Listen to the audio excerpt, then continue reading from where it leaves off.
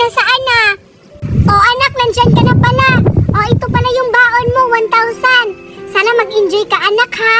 Tsaka ililibre mo yung mga classmate mo ng pagkain. Kasi malaki yung pera na ibibigay ko sa'yo. O sige na, ito na o. Sana mag-enjoy ka anak.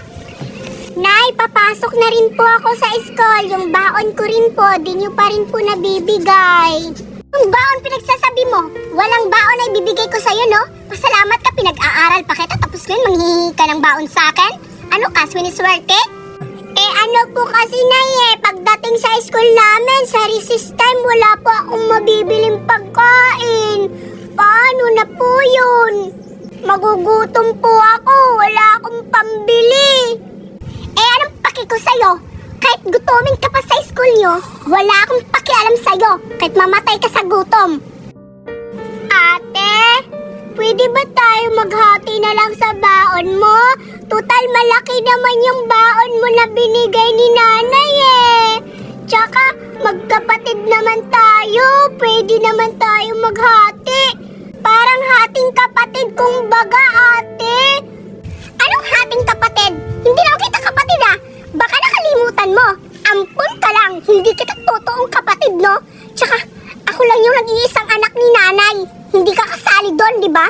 Wala akong pakialam sa'yo kahit gutomin ka sa school nyo. Kasi pera ko lang, no? Ate, nanay, maawa naman kayo sa akin. Wala akong baon. Kahit hindi ako tunay na anak, at saka hindi mo ako tunay na kapatid, ate, nagugutom rin ako. Tama na nga, Ampon. Masyado ka paawa. Hindi naman nakakaawa. Aalis na nga ako. Baka malate pa ako sa school. O, sige na ate. Mag-iingat ka sa school nyo ha. Baka malate ka pa doon. Tsaka ikaw, Ampon. Umalis ka na rin. Wala kang maaasahan sa akin na baon, no? Wala akong ibibigay sa'yo. Grabe naman kayo sa akin, Nay. Napakasakit yung magsalita. Parang hindi naman ako nakatulong sa inyo. Maalis na nga. Ano ba yan? Papasok ako sa school na walang baon. Tsaka nagugutom na ako. Di pa ako nakakain.